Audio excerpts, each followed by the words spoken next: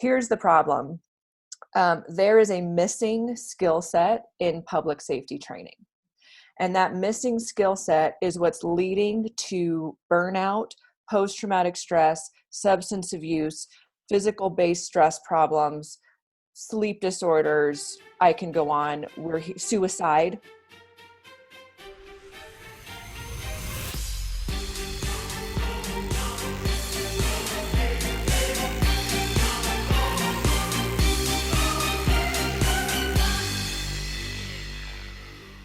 Hey guys, what's going on? I'm Michael Bullock, and I'm the host and founder of the Man of Mastery podcast.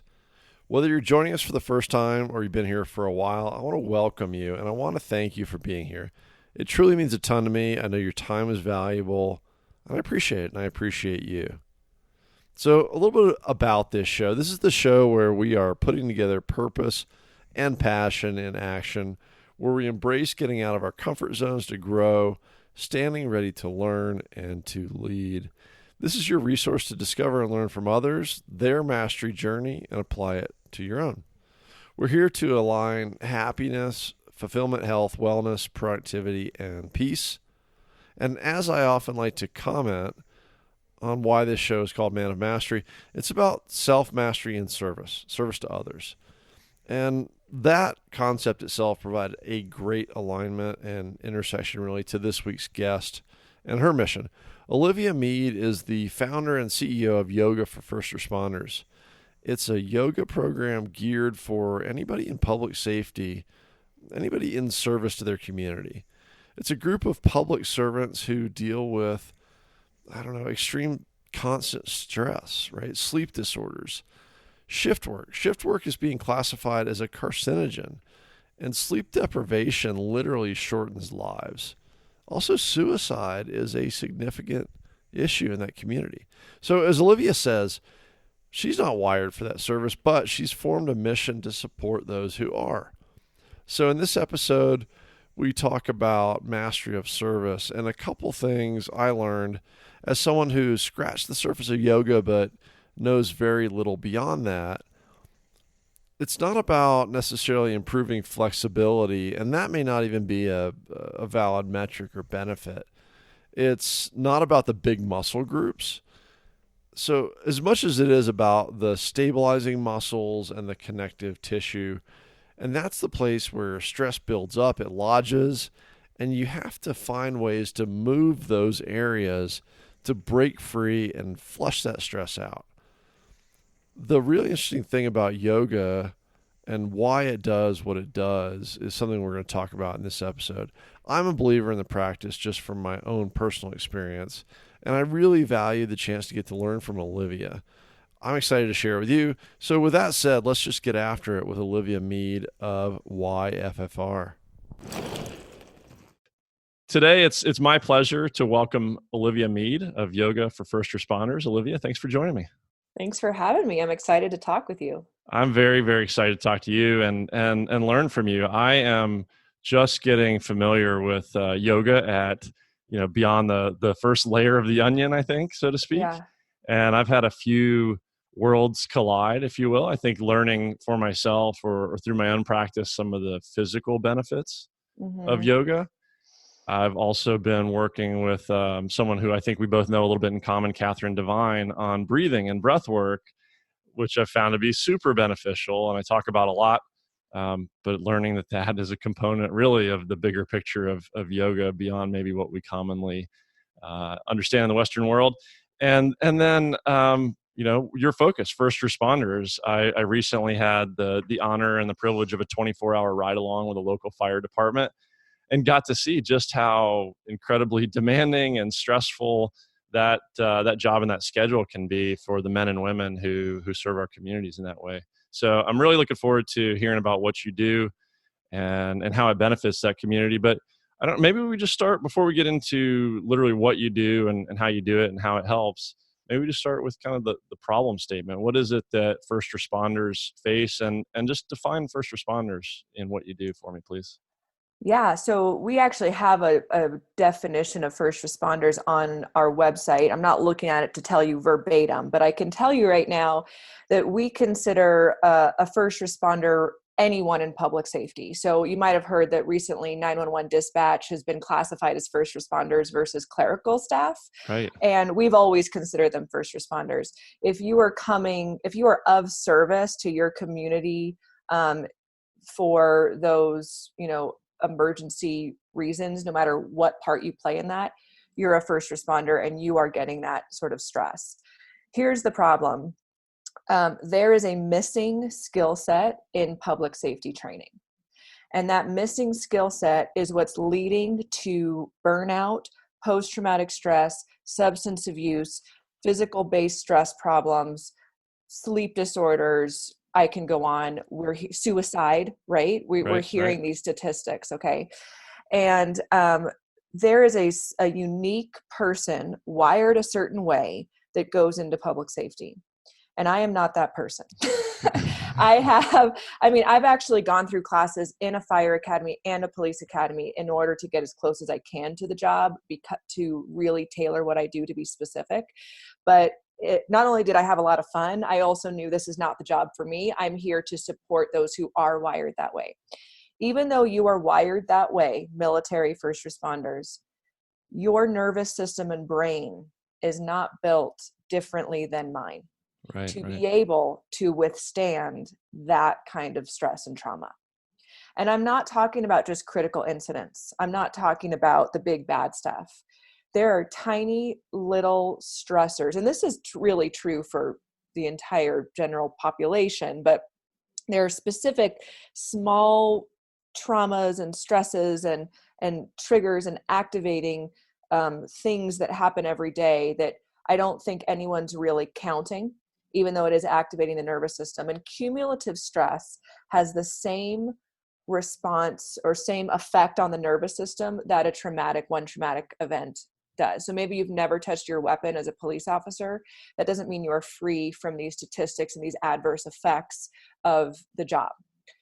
There is not a skill set taught in basic academy training for this specifically. It's talked about, and maybe more nowadays than it ever has before. Talking about stuff does not equal that you have a skill set to handle it.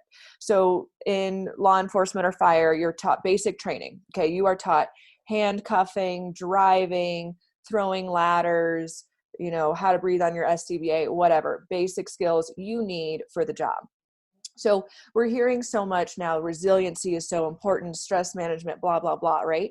Well, if it's so important, then how come it's not taught to the same level of importance in your basic training skills? So because it's not, it leads this gaping hole of training that our first responders are falling down that hole.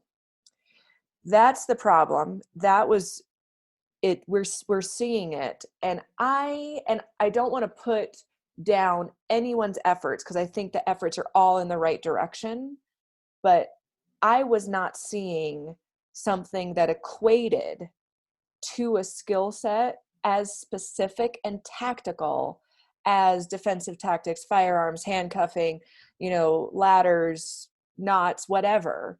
Nothing was equating to that level of importance. Everyone will put resilience training and stress management training to the side. They'll cancel that class before they cancel any of the others. So we're talking about short-term urgent skills for the tactical skills. And that's good. And that's obviously it's needed. It's urgent. It's life-saving. But if you don't have the long-term longevity skills, you're on your couch at home on disability. So you're not even in the field to use those short-term tactical skills. Right. So there you go. That makes sense. Okay. Off my soapbox now. No, that's great. It really positions it. And you and I were talking a little bit off air before we jumped on that most of the yoga that I've done with an in-person instructor was actually at a martial arts gym. So one of the self-defense instructors, also the meditation teacher, was also the yoga teacher.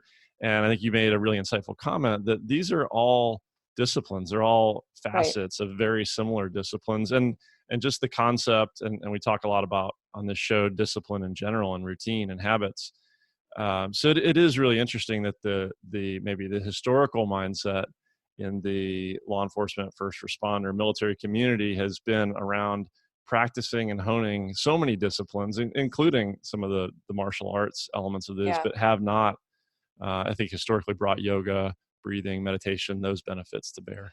100% yoga is in the same family of disciplines as martial arts, combat training, all the really cool stuff, right? Krav Maga, jujitsu, CrossFit now, every defensive tactics, spear training, whatever.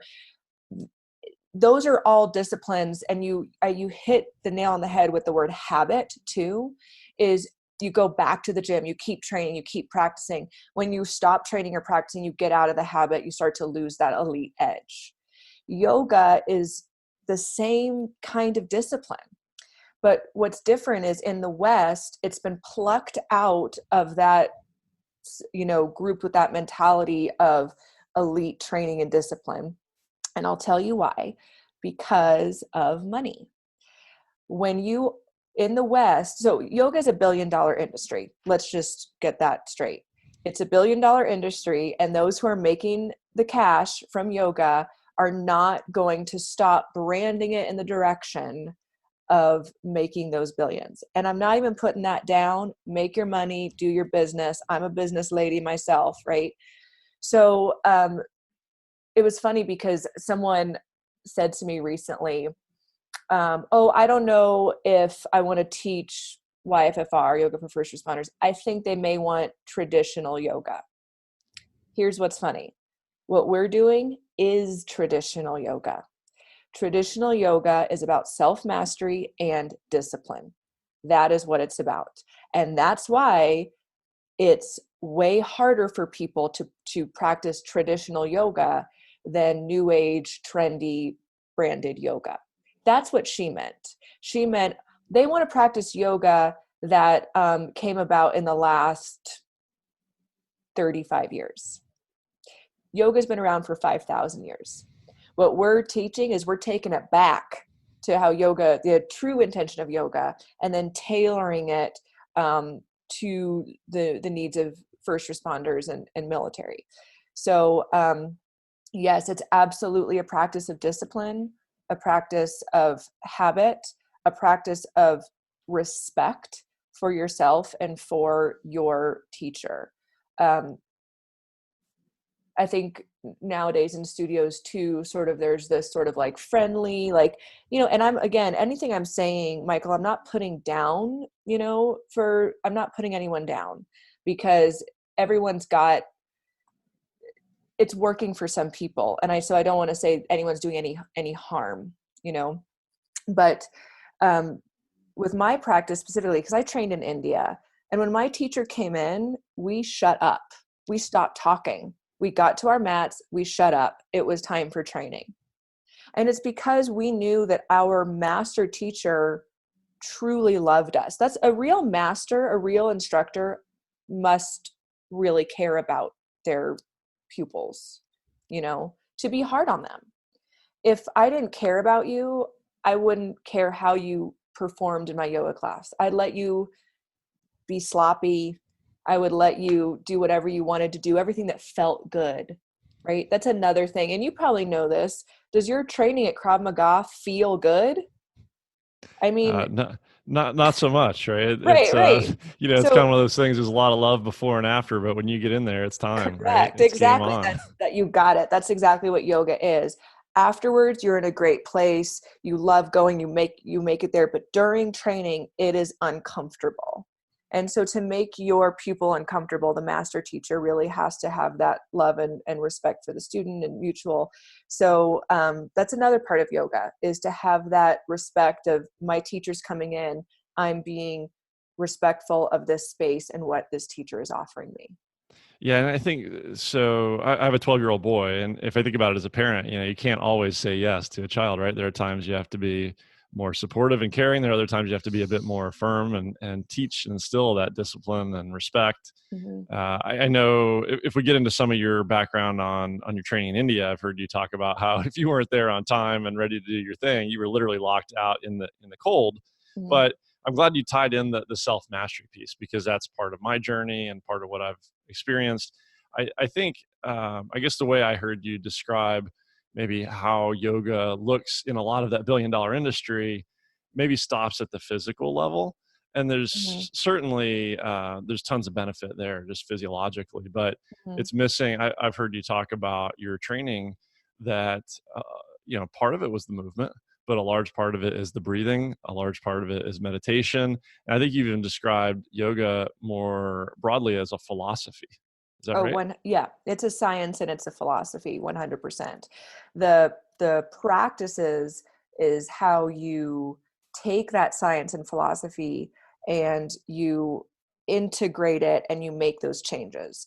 So there are actually 8 steps, in 8 steps in the journey of yoga, many different kinds of yoga to get to the ultimate yoga, which we call Raja Yoga. The physical element of yoga is one of those 8 steps and one of those different types of yoga practices. And in the West, it's become 98% of it. So, but this is why this body, I can feel, I can touch it, it's tangible. We identify. If I were to ask you who you are, you would describe yourself. I'm a man, I have brown hair. You would describe yourself, your physical self, as who you are.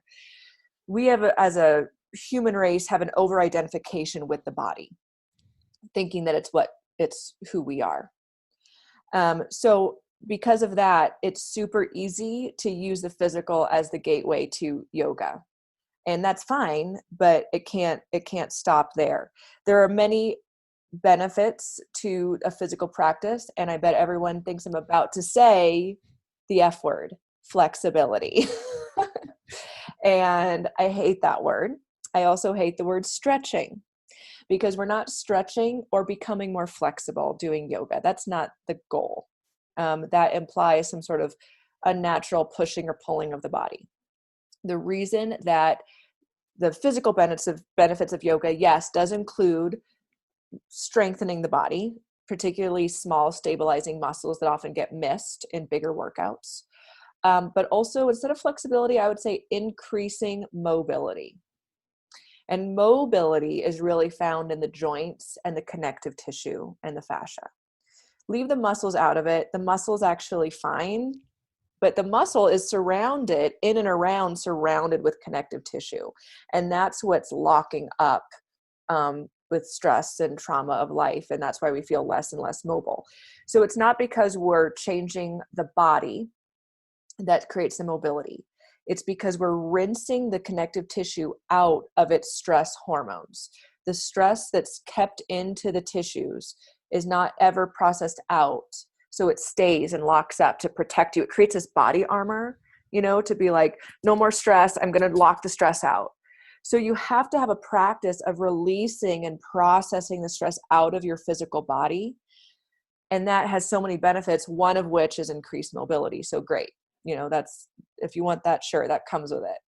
But what I'm really interested in is when we move the body, we're changing hormone levels. So I actually, just because of traveling and whatever, I have not really done up my practice in, I would say, like 2 weeks. So anyone out there who feels like they need to do yoga every day and feels like they're horrible people if they don't, yoga girl here doesn't even get my yoga practice in. Nice. I'll tell you what I do every day though, breath work every single day.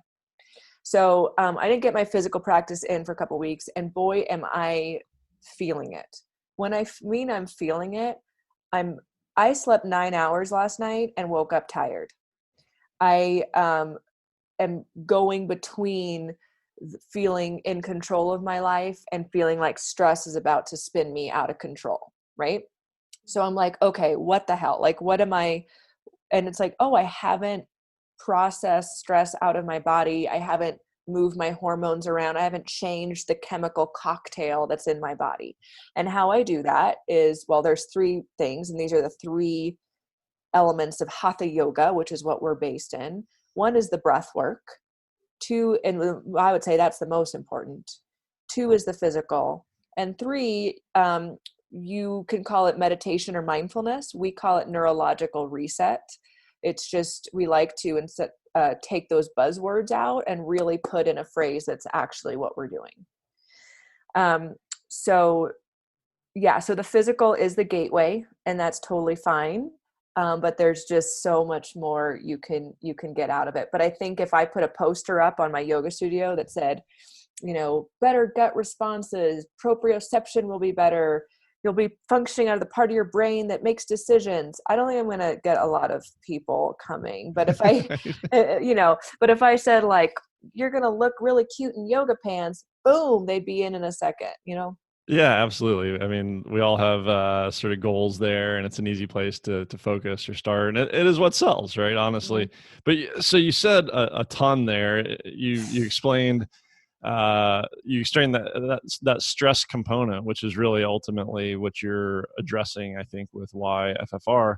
So let's come back to that. But I think part of that is, I've heard you talk about how that stress builds up and leads to things like back pain, back injury, other physical manifestations and injuries that really are an accumulation of stress.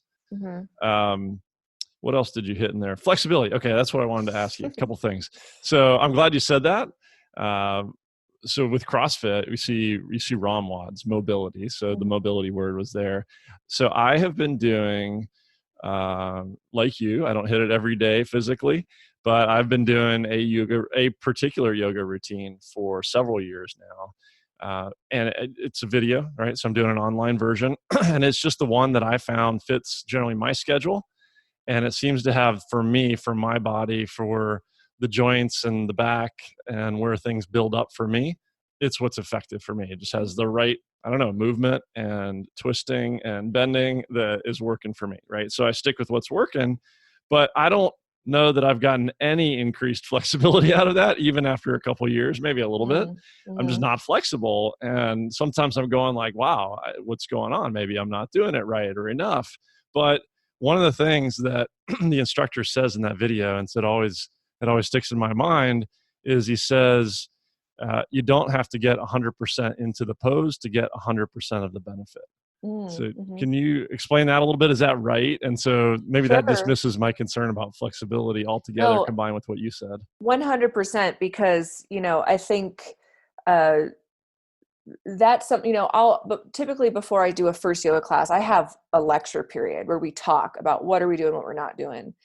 And everyone's on board with me. They get it. Yes, yes, yes. Then we go out to the yoga mat. And if I ask them to bend over and they can't touch their toes, you can see them freaking out, like total, like ego killer. Like, I can't touch my toes.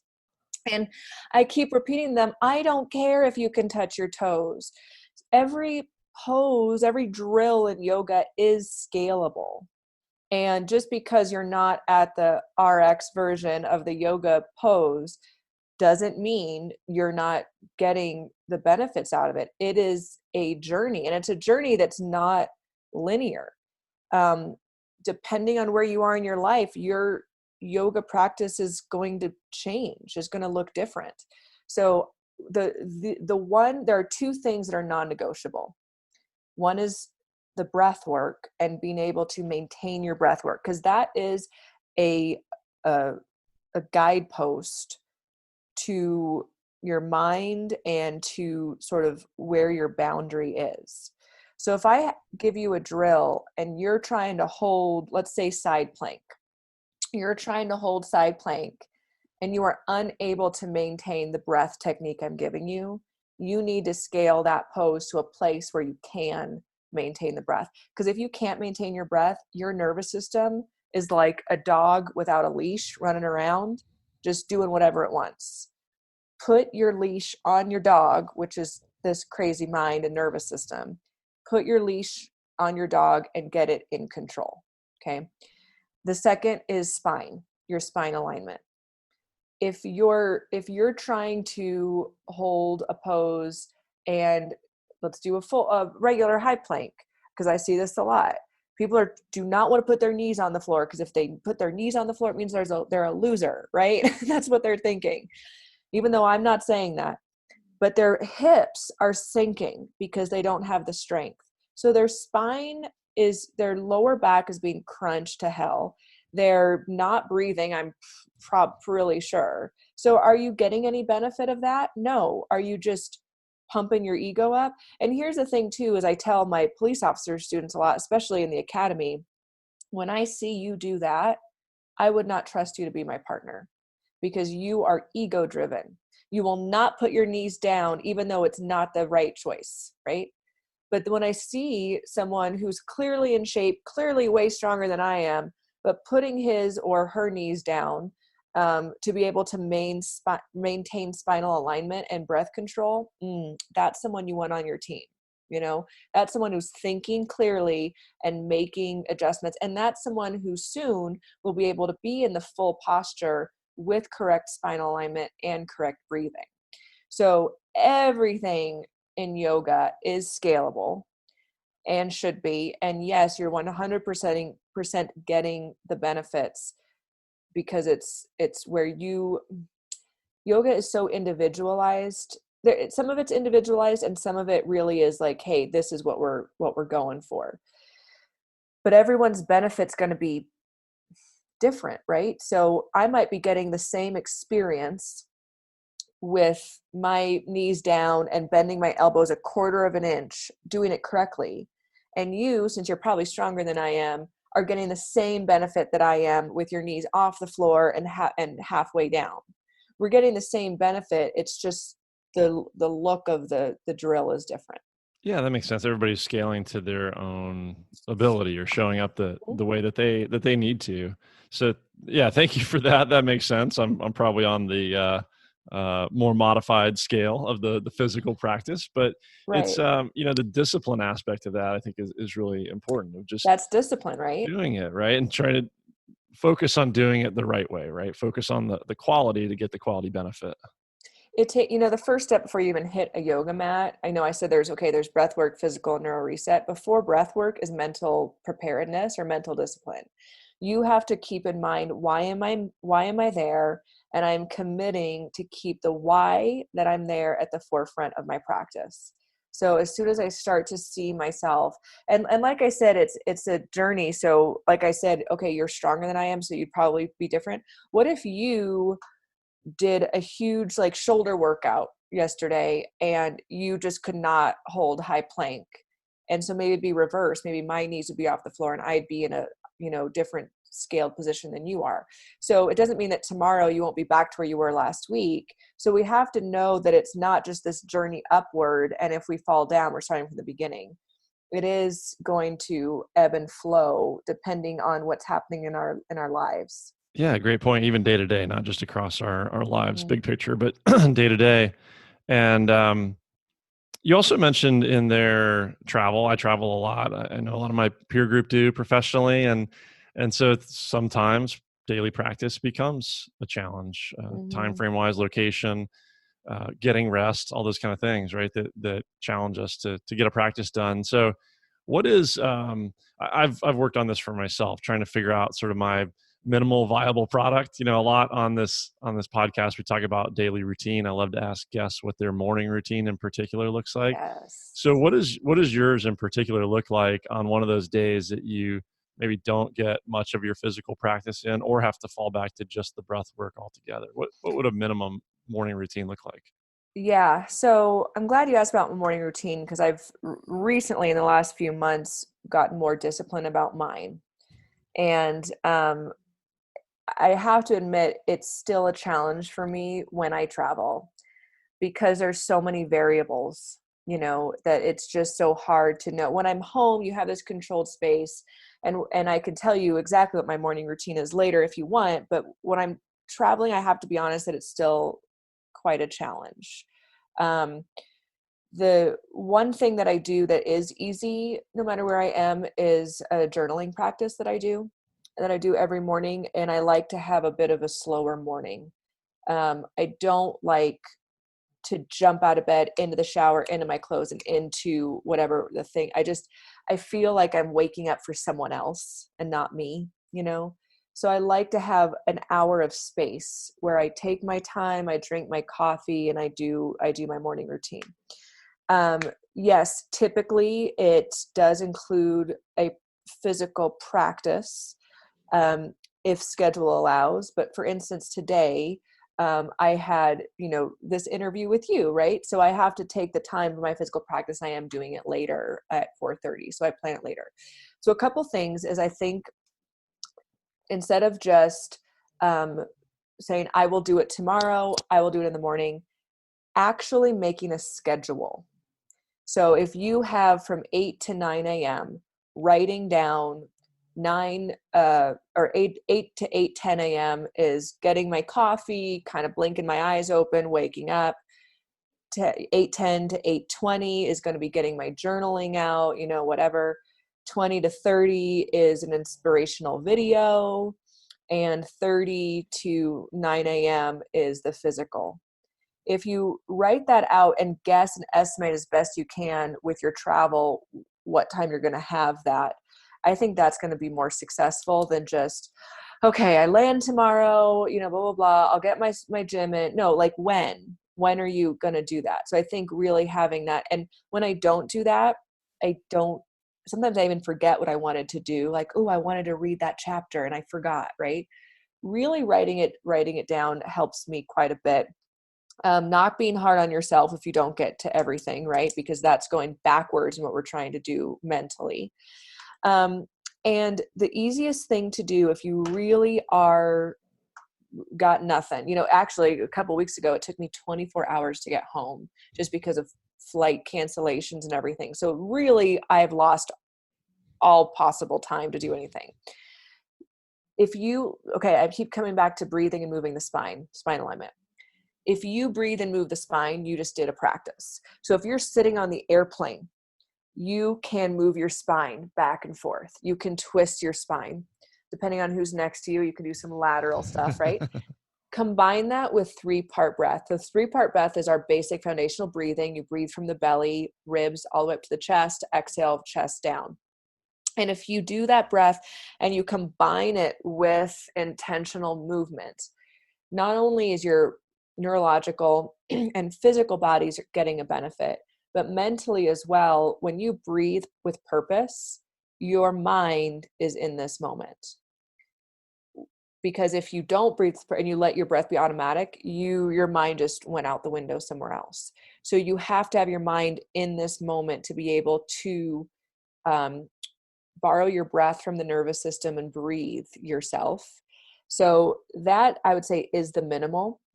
Move your spine in 6 directions with 3-part breath. You can also add what we call cognitive declarations. We call them CDs for short. I also call these anchor phrases or mental messages. Yes, it's self-talk, it's affirmative phrases. I don't say affirmations anymore because people think Stuart Smalley. You remember that from SNL? Yeah. Okay. Saturday, Well, some SNL. people don't. I feel like I'm getting older now and the next generation doesn't know what I'm talking about. So you don't have to make them like, I'm good enough, I'm smart enough, unless you want to. But it can be very short, clear commands to your mind of what you want to do. Combine that with it. No one knows. This is the great part about this, is the reason you can do on an airplane is no one knows you're doing a full intentional mind, body, nervous system practice. So if you want a go-to for me, if I'm feeling activated, is inhale, I am calm. Exhale, I am in control. Another good practice, this combines with the journaling part of it, is I have been doing a practice where I've been writing down a phrase 50 times, 5 days in a row. So I've counted the amount of lines in my notebook, so I know how much is 50, and I write the phrase down 50 times, and day 1, day 2 through day 5. And that's another good practice for these mental, messages, these cognitive declarations. So those are little practices that you really can squeeze in. You really can. Yeah, I love those little hacks. I never really thought, when you're talking about scheduling it while traveling, I mean, even while at home or on your normal routine. Oh, yeah. I mean, there's so much we put on the calendar. We put work stuff on the calendar all day long, these interviews, these meetings. I mean, the guy cleaning my car, right? He's on my calendar, but I never thought about it that way. For some reason, I don't have my practice on the calendar. Do you know why? Do you know why? Because all of us, there's a practice. I don't know if it's just in the West. I don't know if it's our country. I don't know if it's our culture right now. And I'm trying to make this change. This is huge for me right now, is we don't self-prioritize. Right. Yep. So we put ourselves last. So all of your practices, you're willing, at least subconsciously, to sacrifice all of them before any, work stuff or anything else. And I think we're afraid if we put it first, it means we're selfish. It means we're self-centered. It means we're egotistical. And I'm talking from my own experience of how come I'm always self-sacrificing, right? And I'm not. I've decided it was the end of last year that I was like, this plan is not going well, not sustainable for me to put everyone else first and allow my boundaries to be broken. So you're absolutely right. I think if we do, and I do schedule it at home too, I'll say, okay, my morning routine is here to here, and this is all the stuff I'm going to do in it. And to not, it reminds me of the movie The Grinch when he says dinner with myself. I can't cancel that again. Basically that, right? Is like, you don't have to tell anyone what it is, and who cares? Even if you do, it's your life. But like, if I had my morning routine today, it was about like 7 to 8:30, right? So if you had said to me, okay, let's do our interview at 7 a.m. I have two choices. I can up my morning routine to 5 a.m. or I can tell you I'm not available at 7 a.m., right? I don't have to say why, but I think once we start doing that, we start to feel better about ourselves. We actually do get the practices in. And I think you're going to find that business or whatever that you have been sacrificing for actually starts to get better because you're better. You're in a better place. I totally agree with that. You show up just as a better employee, better person, better Yeah. business leader. And that sacrificing ourselves, putting ourselves last, that totally resonates. And you even hear it in retirement investing. Every guru, every book you go to on that will say, most people pay themselves last. They invest Right. last. You need to pay yourself first. And maybe that's what we need to do with our physical and mental and self practice as well. Put self-care first. With your Yeah, time. with our time. There There's you go. a woman named Kate Northrup who I listened to, and she wrote a book called Do Less, which love how that sounds. But she says, pay yourself first with your time. With your time. Yeah. And maybe, you also mentioned saying no to things, which Mm-hmm. is also discipline in terms of time. You know what I would say about saying no as well is that's hard. The word no is hard. So like the example I gave, like if you had said, let's do our interview at 7, one of my morning routine was, I didn't say no, bye, I'm not going to be a guest for you. I could say, I'm not available then. How about 9 a.m.? Right. So you can say no in a way that's just maybe later or another, or, redirecting someone. And so since it is saying no is something that's been particularly difficult for me, and because I'm a recovering people pleaser. So, so that is a tool that I've learned to do that's made me feel better, is to redirect someone versus just saying no to them, because that's so uncomfortable for everybody. Yeah, You I know what I get mean? that. Yeah, I totally get that. I think, a lot of this is you might have even said it this way, is about just being kind to ourselves. If you don't get to the practice, you can't beat yourself up too much. If paying yourself first with time is about being kind to yourself. Scheduling it to get it done is about being kind to yourself. But there are also ways to, okay, fine, I didn't get my morning routine in, or I did something super abbreviated and I would have wanted to do more. But there are lots of things we can do just throughout the day, right? Yep. Like you said, just breathing intentionally. Nobody else is even going to notice that or see that. And there are so many places you can do that. Sitting in traffic, on a plane, taking a walk in the elevator, whatever that might be. And I think if we start to kind of steer back to how you work with first responders, I think you've talked about, hey, you might be leading a session on a schedule at a location. But there are also practices you can just do in the break room, right? It's kind of spot drills, if you will. Oh yeah. Oh, I love that, spot drills. Yeah, I should incorporate that, because that's exactly what it is. Your training is 60 minutes with us on the mat or whatever our teachers come in to do for you. But the intention is really to apply it in and around, weaved in and around your life. So dispatchers, they get, a 15-minute break, and they do typically have like a quiet room. So do it then. You don't need a yoga mat. we like to say that all pants are yoga pants. So you don't need yoga pants. You need you and your breathing, and you can do this anywhere. I have a lot of my students tell me that they do it, I'm not asking anyone to do a downward facing dog in the middle of a 12-hour standoff, right? But you can, and my student has said this, has used his breath work and his mental, framing during those 12-hour standoffs. So there are these practices you can weave in and around. This is an example I've been recently bringing up, because recently I was in my car, sitting in front of a police department about to go in for a meeting with another one of my teachers. And there was a crazy lady who came up to the car and started like pounding on the car and like yelling at us and like, whatever. And my immediate reaction was to yell back at her, get the, whatever. And because I practice mindfulness and I practice creating that space between stimulus and response, I was able to lift above the situation and actually have the space to respond in a way that would be more beneficial than yelling at her, right? But that's only because I trained that way. Training in yoga will allow you to apply it in real life scenarios. So it's not just, I think everyone's thinking of yoga as just the training, that's doing yoga.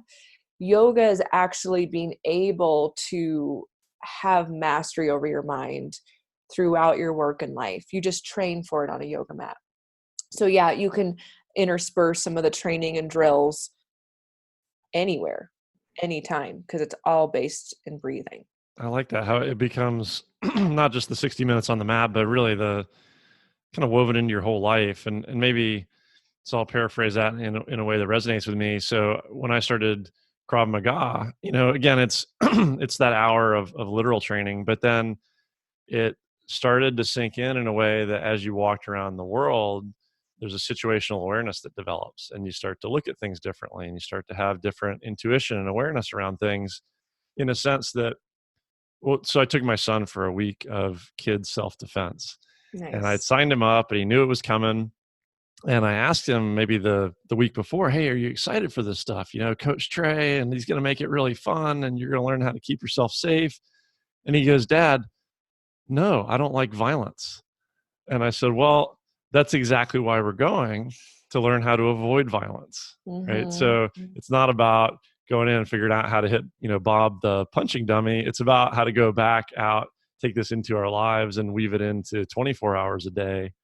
Whether it's the crazy lady banging on your car, or it's a stressful meeting at work, or I got to go give a public speaking engagement, I can take that moment, take that breath, even if it's a couple seconds, and sort of recenter.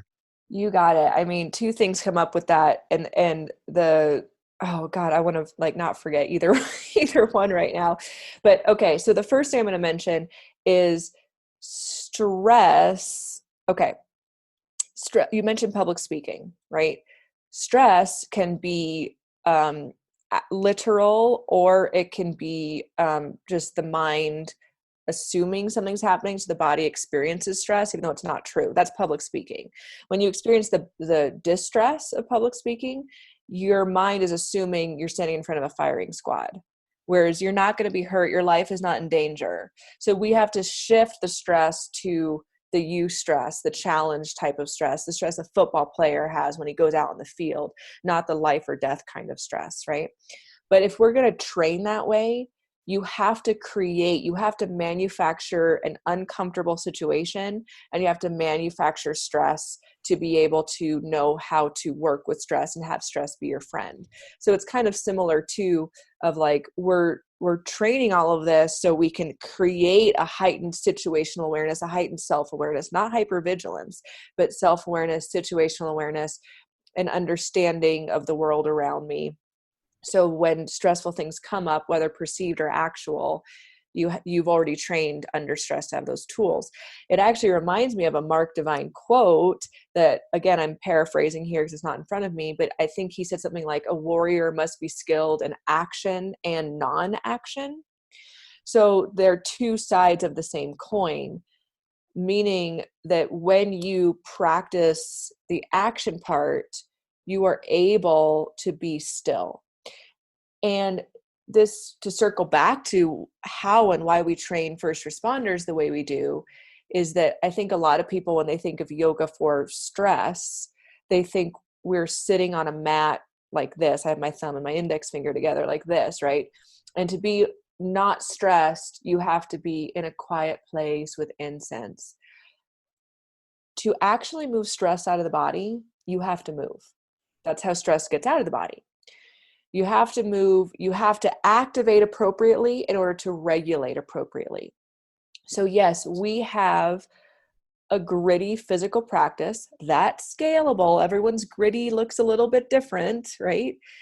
So I don't want anyone to think that we're doing 200 burpees in there, unless that's what needs to be done. I don't know. But for some people, it's just hovering above a chair for like 30 seconds, right? That's chair pose. I mean, that could be really tough. But the physical has to be there so we can process it out and be in action, so that the neural reset, the meditation part of our practice, you can actually effectively be still. There was a teacher of mine that said, if your body is stressed and restless, the answer is to be still in meditation. If your mind is stressed out and restless, you need to move your body. So, just kind of, and I always go back to Mark's quote because, two things is, we don't want to only think of the action part as the part needed. You have to train to be still. But to be still, you have to train in the action part. So anyone who loves one and not so much the other, sorry, you got to put them together. Right. Yeah, I think that duality maybe doesn't make sense until you start to practice it, and then it completely fits together. It really is two sides of the same coin. So when you go, let's take it back here to your work. And looking at your website, you have so many agencies that you've worked with. I think you've been at this for, and that's not even an updated list, dude. Okay. Like, we haven't even updated yet. So yeah, there's a lot going on. Yeah, no, it's fantastic. I know you've been at this for a number of years. You've had a chance to touch so many departments and types of first responder organizations. One thing I wanted to ask is, and I think where we started was talking about just getting this discipline, this mindset, this awareness of the need for this into the community, into practice, and the niche that you focus on. To the extent that it is getting in, is it still reactive? Are you coming in and working with people that are already in the field because this wasn't training that was built into the academy? Or is it starting to creep into the academy and pre-academy work? We are definitely in both. And I like that you use that word reactive, because I think that a lot of training in this is reactive tools, which again, valuable, not putting them down, and what if we had a tool that was proactive? So where we're really, I think, a little bit unique is that we are really trying to take more of a proactive approach, so they don't get to the point where they need those reactive tools. So we are in academies. That's a big one for us. They use curriculum that I have built and our teachers are licensed to use. We are in-service training, the same formalized curriculum. In-service training is kind of like continuing education. You could equivalent to it, but there are mandated hours by the state typically for the amount of hours you need for in-service. These are great platforms, because those are both, what do you call it? Not confined audiences. They're, the word I'm looking for starts with a C. I'm drawing a blank too. Okay. Well, they're closed audience. I bet the listeners know what I'm trying to say here. Right. They're probably screaming it out. Yeah, right. So they're a fixed audience. I'm using every word. Captive. That's it. That's it. A captive audience. Thank you. They're both captive audiences because it's mandatory training, right? So especially in the academy, what's so great, and I've had a couple officers who had me in the academy tell this to me, is that in the beginning, or even before I came in, they didn't want to do it. They weren't into yoga, whatever. And by the end, they got it, they have the tool, and they use it out in the field. So that's what's so valuable about having 22 weeks in an academy or whatever, is we really can build on this stuff with our captive audience, with the same students. And I think it's it's great. Now, our other portion is coming into departments, whether mandatory or voluntary classes for those who are already active, and that's also great. It's never too late. We even have a video on our Cyber Academy for the retired responder. So we had a retired battalion chief of a fire department do the video for us, and that video was his first yoga class. Wow. So so I know that takes a lot of guts, right? So it's I never want to say it's too late, that if you haven't had this in the beginning, it's like too late now. I mean, start whenever. But we really are focusing on trying to make it a basic training tool. Yeah, and I did not realize you're also working with retired first responders. I know we mentioned a list, and I know the list gets much, much longer, but at the beginning you mentioned things around stress, depression, suicide, things like that, that I know are an element of the job while in service, and a terrible challenge. But I believe it also gets harder after retirement when you lose that day-to-day connection to the tribe and the mission. And Yeah. then you got more idle time, and you got things going on around that. So super cool to hear about the retired element of it. How does how does this go into practice, right? So if somebody hears this, the guys that I went and volunteered with or rode along with in the Chula Vista Fire Department, or an agency or department that's not yet working with you in the organization. So do they engage on a departmental level, a city level, individual level if they want to? Yeah. How wide do you offer this with your certified coaches, or virtually through online? How does that work? All of the above, because every department and every city functions differently, which makes our job super fun because we have to sort of, some kind of repeat the same process, but we tailor it to the need of that department or that city or that shift. And we kind of figure it out with everyone, because it is a new training tool, so people are kind of don't know how to plug it in, or so we work with them. I will say we've never denied a department our training because of budgetary reasons. We do there is a rate to our training because it does hold value, right? Our goal, so whoever's hearing this, is another goal I want to put out there.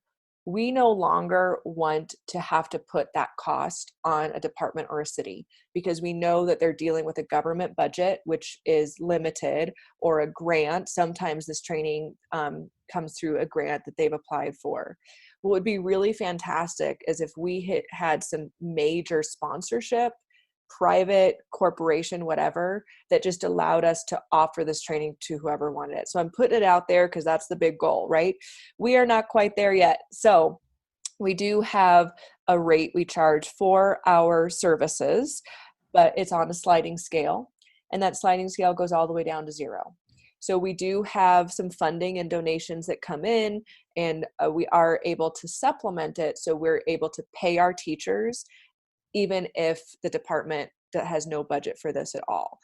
Because we also think paying our teachers is necessary, because it's, some people want to volunteer, but I don't think volunteering is sustainable for people long term. So we really want to pay them for their service they're providing as well. So the first step, if someone's hearing this and wants this individually for their department, they're a city manager, they're the risk manager, whatever, first step is to just email us and let us know what your situation is. You can email info@yogaforfirstresponders.org, O-R-G, and it's all spelled out, Yoga for First Responders, or programs@yogaforfirstresponders.org, either one. And just say, here's my situation, here's what I want. We'll ask a few questions and figure out the best way to plug it in. We do have some contracts with cities. We do have some contracts with a department. And I'm actually working right now with one of our teachers that has certain shifts on certain fire departments that want it. But since it's not all shifts, the department doesn't want to create a contract. So actually what they do have is a unified governing body for like manage stress and aid and, care or whatever, wellness. And so we're thinking of maybe working with that governing body so that all those different departments and shifts can get it without our teacher having to go all over the city. It can be at one place at one time. So we're sort of being creative with how to get everyone who wants it to have it. Another way, that's a volunteer situation. And, another situation with a fire departments is a little bit easier, is that it was mandated. It was mandated by the training chief. And I honestly think that that's the best way to do it, because people don't know what they don't know.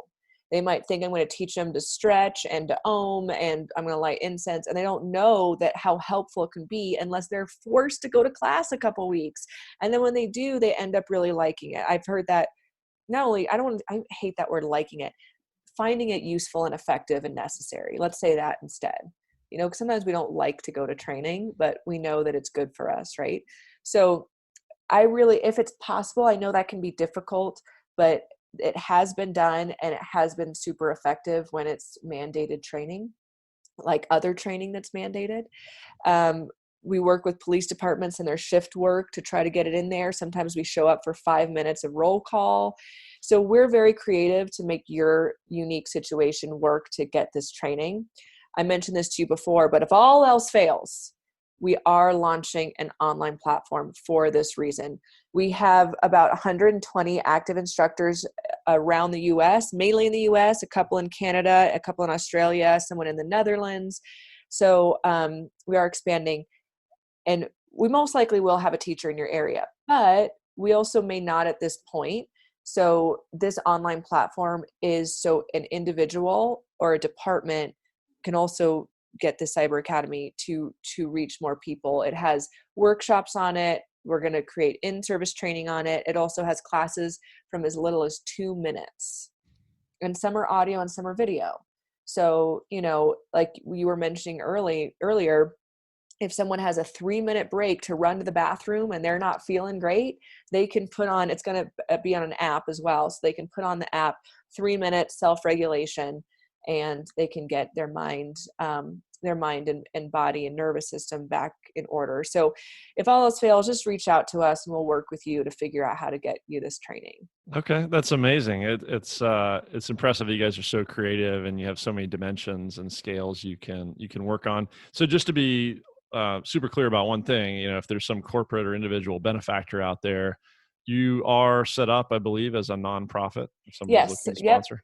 Yeah. We're a 501c3 nonprofit, so we can provide tax letters to anyone who wants to donate. It doesn't always have to be funds, dollars. It can also be equipment or software or, something like that, that could keep a cost down for something. So we are a 501c3, and last year, 90% of contracted services went back to support contracted services, meaning that, and again, anyone who wanted a program but didn't have the budget got it from our funding. So, we're completely mission driven, but we also want to sustain our organization so we can keep doing this work. Absolutely. Yeah, absolutely. So the online, has that launched yet for online and app, or should we just keep in tune through your website? Yeah, it launches March 23rd, 2020. So if you go to yogaforfirstresponders.org, there is a little thing on there that says Cyber Academy. And right now it's a page that says we're launching March 23rd, and it asks you to put your name and email in, because we're going to send an email to that list with a founder's rate. So you want to make sure to be on that list to know as soon as it launches. And then it'll be available for everyone in March with the Android app. And then in April, the iOS app is going to launch. Perfect. And is that, so is the Cyber Academy going to be restricted to first responders, or is that open to anybody? It's open to anyone. And that's a really good point, is we're going to be adding new content every other week. And we like to say it's for military, public safety, and you, because basically it's yoga. It's yoga. It's tailored to be more tactical, right?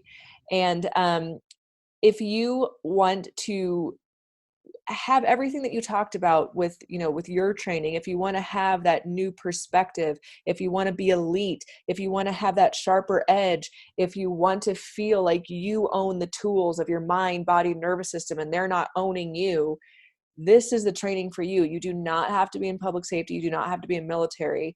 You can train like a badass in military and public safety just in your home, because the truth is we're all badasses. We're all warriors of one type or another, facing a different battle that we're all facing in life. So I encourage everyone to make use of this, especially if you want to even teach this for us someday. If you're a civilian, but you want to even be involved further, this is a great way to start to see what we're all about. I think you just did my own wrap up for me. That was amazing. I'm totally, from my own practice and learned a lot from you, even just in our hour here today. I'm so convinced about how yoga and the whole aspect of it. We talked about Nice. breath, we talked about mindfulness, we talked about physical practice. There's the philosophical aspect of it. It really is a huge tool set in showing up as the best version of ourselves and looking for that edge in performance, no matter what our job is, no matter how we serve our families and our communities and the world. So thank you so much for your time. I'm going to get those links out. I would love to have you back sometime and talk more about the morning routine that we didn't get into and breathing. But on breathing, maybe if we leave it on that note, I think you also have some new material coming out through Instagram on breathing. Is it Breathe Tactically? Oh, yeah. So we're doing kind of a spin-off Instagram page called Breathe Tactically, and it's really going to be hyper-focused on the breathing element. So if you want to follow that, it's going to be everything and anything around breathing, probably using a lot of resources that we already follow, who use breathing for that extra edge of elite performance and mastery. So if that's your thing, follow that, start to move forward with that. And that is an element of the entire Yoga for First Responders protocol. Perfect. So I'm really looking forward to diving into that and the Cyber Academy when it comes out, and just super appreciate your time. Thank you for sharing. I learned a ton. I got a ton of notes here. Oh, cool. Looking forward to sharing it with the audience. Letting me talk about what I love. And I learn a lot from people like you and everyone who's exploring this kind of work. So it makes me better and better to deliver it to public safety and military. Well, thanks for what you do, and have an amazing day. And thanks again for your time, Olivia. Yes, thank you. There you have it, guys. Another week in the books. Hopefully you got a ton out of it and enjoyed the insight from Olivia as much as I did. Please check out the show notes for this one at manofmastery.com/043. manofmastery.com/043. Go out and visit and support Olivia and her team. Help spread the word, and in particular, make sure you tune in for her launch of their Cyber Academy coming up in March in just a few weeks. Also, I want to thank you again for your time. If you enjoyed the show, please go out to iTunes and rate and review the podcast. Hopefully you give us a 5-star rating, give us a comment. Best of all, help spread the word by sharing the show with at least one other friend who might enjoy and benefit from it, okay? And really, that's it for this week. So make sure you tune in again. Make sure you tune in again next Thursday. But until then, no excuses and get after it.